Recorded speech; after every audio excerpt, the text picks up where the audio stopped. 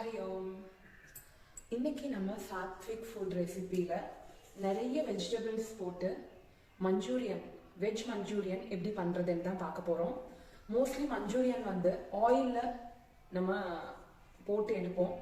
கோபி மஞ்சூரியாக இருக்கட்டும், இல்லைன்னா மஷ்ரூமாக இருக்கட்டும், வெஜ்ஜாக இருக்கட்டும், எல்லாமே நம்ம டீப் ஃப்ரை பண்ணுவோம்.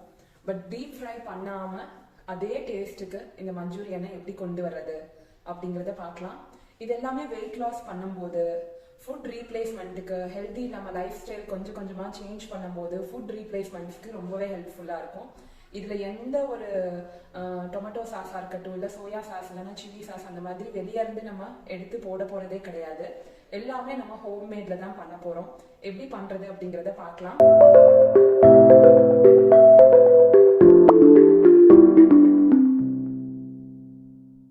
ஃபர்ஸ்ட் அதுக்கு நான் என்னென்ன இன்க்ரீடியன்ட்ஸ் எடுத்திருக்கேன் அப்படிங்கிறத நான் உங்ககிட்ட ஷேர் பண்ணுறேன். ஸோ ஒரு 4 கேப்சிகம், அப்புறம் கேபேஜ், கேரட், ஒரு 3 உருளைக்கிழங்கு, அப்புறம் நல்ல கலர்ஃபுல்லாக இருக்கிறதுக்காக பீட்ரூட் ஒன்று ரொம்ப கொஞ்சம் குட்டியாக இருக்கிறது, ப்ளஸ் இஞ்சி, பூண்டு, அப்புறம் நம்ம டொமேட்டோ சாஸ் பண்ணுறதுக்கு தக்காளி, கொஞ்சம் நம்ம வெல்லம் ஆட் பண்ணிக்கணும் டொமேட்டோ சாஸ் பண்ணும்போது. ஃபர்ஸ்ட் இப்போ இந்த வெஜிடபிள்ஸ் எல்லாமே நான் சாப் பண்ணி கொண்டு வந்துக்க போகிறேன். ஓகே, இப்போ வெஜிடபிள்ஸ் எல்லாமே சாப் பண்ணியாச்சு. அந்த சாப் பண்ண வெஜிடபிள்ஸ் எல்லாத்தையும் இதோட போட்டு நம்ம மிக்ஸ் பண்ண போகிறோம். இதோட இஞ்சி பூண்டு பேஸ்ட் ஆட் பண்ணிக்கணும்.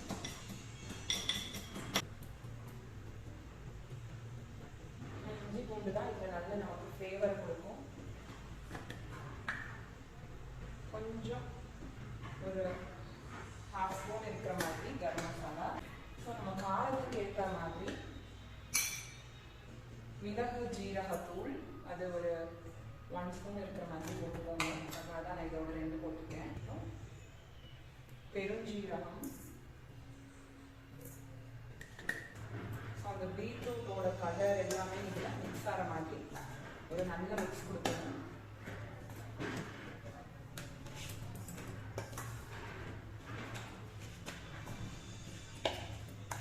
இந்த காயில் இருக்கிற தண்ணி எல்லாமே நமக்கு கொஞ்சம் கொஞ்சமாக வெளியே வர ஆரம்பிக்கும். வெஜிடபிள்ஸில் இருக்கிற தண்ணி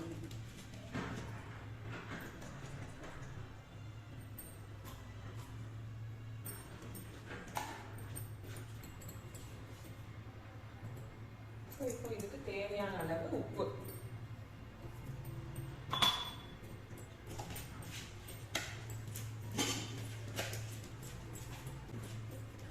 எல்லாத்தையும் நல்லா மிக்ஸ் கொடுத்துட்டு இதில் நம்ம கொஞ்சம் கார்ன்ஃப்ளவர் போட போகிறோம் பைண்டிங்காக. ஸோ ஒரு 2 to 3 டேபிள் ஸ்பூன் இருக்கிற மாதிரி போட்டால் போதும்.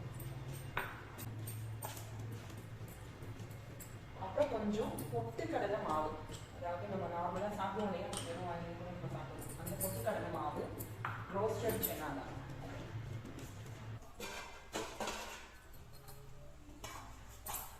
இப்போ இதை ஃபர்ஸ்ட் நம்ம பாயில் பண்ணலாம். இந்த வாட்டரை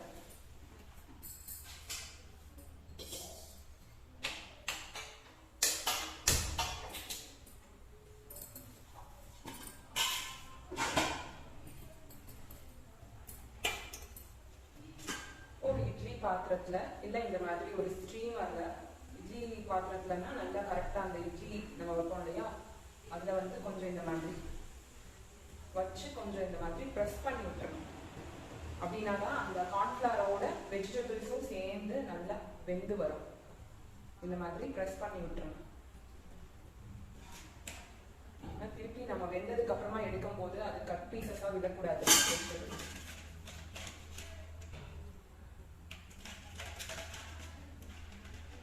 ஸோ இந்த காயில் இருக்கிற காய் நிறைய நம்ம தண்ணி விடுது அந்த மாதிரி இருந்தது அப்படின்னா, இன்னும் நம்ம கேப்சிகம், கேரட், கேபேஜ் எல்லாம் போட்டிருக்கோம். எல்லாமே உங்களுக்கு தண்ணி விடும் வெஜிடபிள்ஸ் எல்லாமே. ஸோ எக்ஸ்ட்ரா கொஞ்சம் நீங்கள் கார்ன்ஃப்ளவர் வேணும், இல்லை பொட்டுக்கடலை வேணும் அப்படின்னாலும் சேர்த்துக்கலாம். இல்லை தண்ணியை நம்ம வடிகட்டி நல்லா புளிஞ்சு எடுத்துட்டு கொஞ்சம் நேரம் வெயிட் பண்ணி அந்த தண்ணி ஆனால் நீங்கள் வேஸ்ட் பண்ணிடக்கூடாது. தண்ணி வேற எதுக்காக நீங்கள் ரீயூஸ் பண்ணிக்கலாம் வெஜிடபிள்ஸ்ல இருந்து தண்ணியை. ஸோ இந்த மாதிரி ப்ரெஸ் பண்ணி வச்சுட்டீங்க அப்படின்னா இது வெந்து வரும்போது கரெக்டாக அந்த ஷேப்பில் உங்களுக்கு வரும், உதிரி உதிரியாக கீழே விழாது.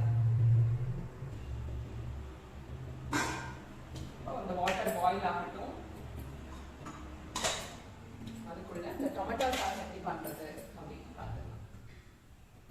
ஸோ இந்த தக்காளி வெந்த இந்த தண்ணியை வந்து நீங்க சோறு வடிக்கிறதுக்கோ எதுக்கோ யூஸ் பண்ணிக்கலாம். அது வேஸ்ட் பண்ணாதீங்க.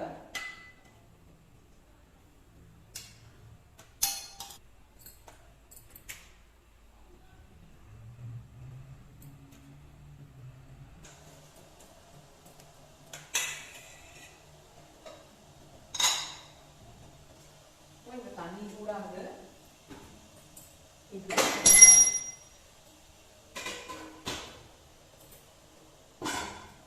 நல்ல ஒரு 10 minutes இது வந்து கம்ப்ளீட்டா குக் ஆகும். இது சூடு ஆகட்டும். இதுக்கு நம்ம வெல்லம் எடுத்து ரெடி பண்ணிடலாம்.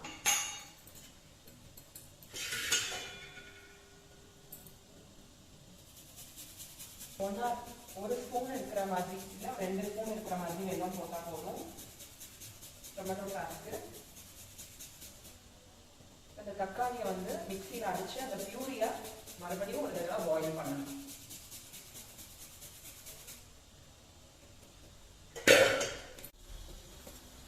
ஓகே, இப்போ இந்த தக்காளியை நம்ம டொமேட்டோ சாஸ் பண்ண போகிறோம். இந்த தக்காளியை வந்து நம்ம மிக்சி ஜாரில் போட்டு அந்த வெல்லமும் தக்காளியும் போட்டது. ஸோ இந்த ரெண்டையுமே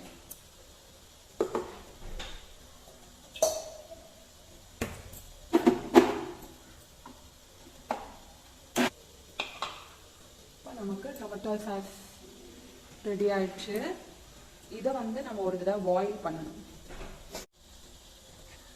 நம்ம மிக்சி ஜாரில் அடித்து கொண்டு வந்த அந்த தக்காளி, ஸோ தக்காளியை நல்லா மிக்சி ஜாரில் அடித்து ஒரு தடவை வடிகட்டி அதோட கொஞ்சம் மஞ்சத்தூள் ஆட் பண்ணி அதை ஒரு தடவை பாயில் பண்ணிக்கணும். ஸோ அது நல்லா பாயில் ஆகட்டும். இந்த கேப்பில் நம்மளோட இந்த வெஜ் மஞ்சூரியன் கேக் ரெடி ஆயிடுச்சா அப்படின்னு பார்க்கலாம். ஸோ இது நம்ம பார்க்கறதுக்கு ஒரு நம்ம இட்லி வெந்துடுச்சா அப்படின்னு எப்படி பார்ப்போமோ அதே மாதிரி தான். அதே மாதிரி இந்த கேக் வந்து நமக்கு ஒட்டாமல் வரணும். ஏன்னா நம்ம பிளேட்டில் இதை ட்ரான்ஸ்ஃபர் பண்ணும்போது ஒட்டாமல் வருதா அப்படின்னு பார்க்கணும். இன்னும் கொஞ்சம் ஸ்டிக் ஆகுது. ஐ திங்க் இன்னும் கொஞ்சம் டைம் எடுக்கும் அப்படின்னு நினைக்கிறேன். ஒரு 5 minutes இது ஆகட்டும், ரெடி ஆகும்.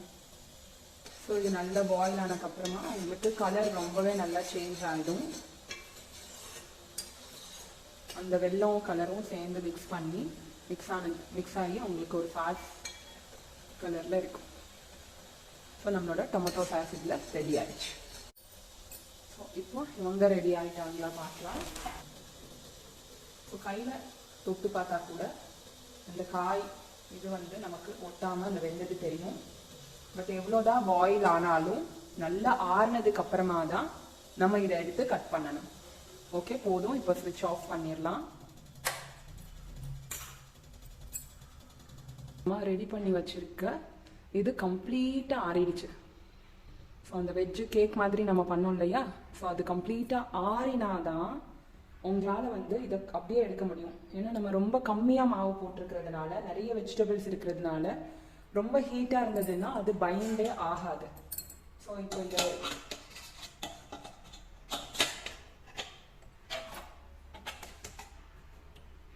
இப்போ இந்த மாதிரி ஒட்டாமல் நமக்கு வரணும்னா இது கம்ப்ளீட்டாக ஆறினாதான் இந்த மாதிரி உங்களுக்கு ஒட்டாமல் வரும். இப்போ இதை வந்து நம்ம கட் பண்ணிக்கலாம். காட்டுறேன் உங்களுக்கு. ஸோ ஸ்கொயர் பீசஸாக நீங்கள் இதை கட் பண்ணிக்கணும். ஸோ உங்களுக்கு என்ன சைஸ் கொஞ்சம் பெருசாக வேணும்னா பெருசாக பார்த்துக்கலாம். ரொம்ப குட்டியாக வேணும், ரொம்ப குட்டி குழந்தைங்க சாப்பிட்றாங்க அப்படின்னா நீங்கள் குட்டியாகவும் பண்ணிக்கலாம். ஓரளவுக்கு ஸ்கொயராக நீங்கள் பண்ணிக்கலாம். பார்த்தீங்கன்னா குட்டி கேக்ஸ் அந்த வெஜ் மஞ்சூரியன் வந்து உங்களுக்கு கிடைச்சிருக்கு.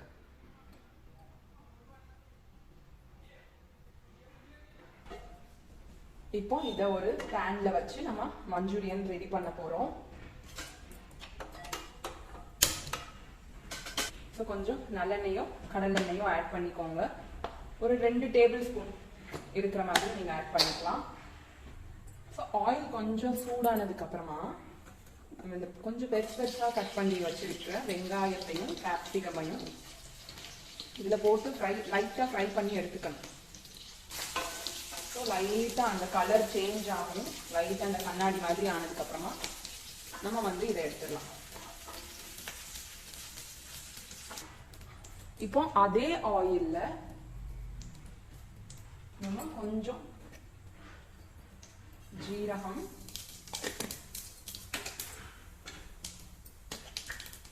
பெருஞ்சீரகம்,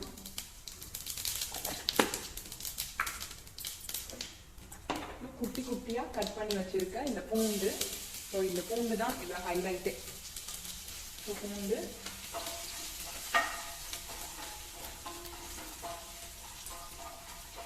இந்த பூண்டு கொஞ்சம் அந்த கலர் சேஞ்ச் ஆனதுக்கு அப்புறமா குட்டி குட்டியா கட் பண்ணி வச்சிருக்கிற வெங்காயம்,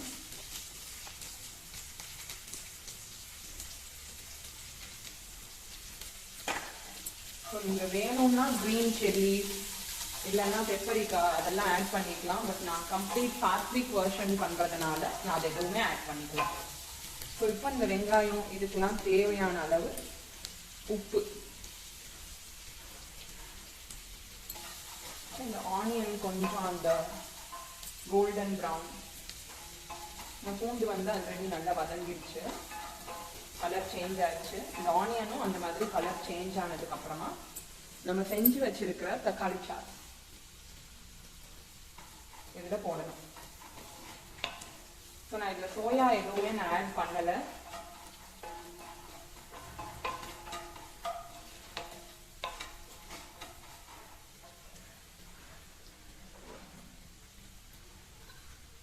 நம்ம ஏற்கனவே ரெடி பண்ணி வச்சிருக்கோம் இல்லையா அந்த தக்காளி சாஸ், அதுலயே நமக்கு ஸ்வீட்னஸ் எல்லாமே இருக்கிறதுனால நம்ம வீட்டில் பண்ணதுதான். ஸோ தாராளமாக நீங்கள் 6-7 ஸ்பூன் வரைக்கும் கூட நீங்கள் இதில் போடணும். ஸோ நான் 4 தக்காளி வச்சு பண்ணதை ஃபுல்லாகவே நான் போட்டுட்டேன்.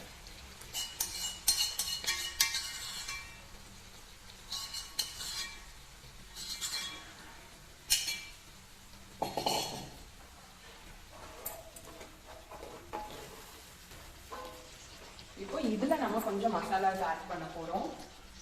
ஃபர்ஸ்ட் நம்ம இதுல போட போறது மல்லித்தூள்,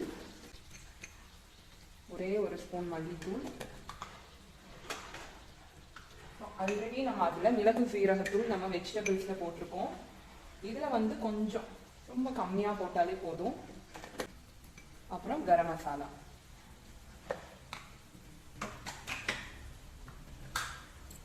இந்த மசாலாஸ் மட்டும் கொஞ்சம் குக் ஆகட்டும்.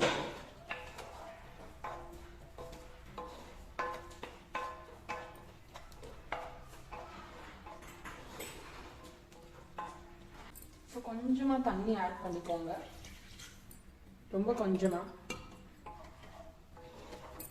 இந்த மசாலாஸ் எல்லாமே குக் ஆகணும். ஒரு கொதி வந்ததுன்னா அதுக்கப்புறம் நம்ம செஞ்சு வச்சிருக்கிற அந்த மஞ்சூரியன் கேக்ஸை இதுல போட்டுட்டு வெங்காயம், கேப்சிகம் அண்ட் கொத்தமல்லி போட்டு இறக்கிடலாம். ஸோ இப்போ இது நல்லா குக்காகி வந்துடுது. ஸோ இந்த ஆனியன் அண்ட் கேப்சிகம் ஆல்ரெடி நம்ம ஃப்ரை பண்ணி வச்சிருக்கோம் இல்லையா, அது, கொத்தமல்லி,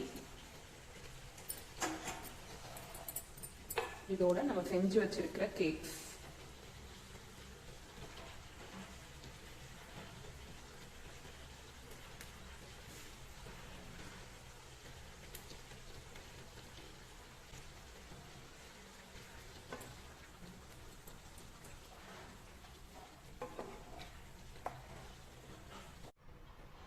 ஸோ ஃபைனலி ஸ்டவ் ஆஃப் பண்ணிட்டு கொஞ்சம் கொத்தமல்லி தூவி இறக்கிடுவோம்.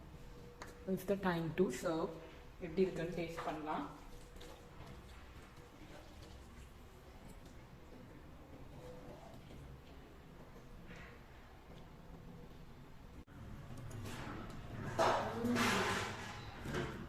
கடையில் சாப்பிட்ற மாதிரி சூப்பராக இருக்கு. ஃப்ரை பண்ணாமலே சாஸ் ஊற்றாமலே சாஸியாகவும் இருக்கு, ஆனால் ஃப்ரை பண்ண மாதிரியும் சூப்பராக டேஸ்டாக இருக்கு.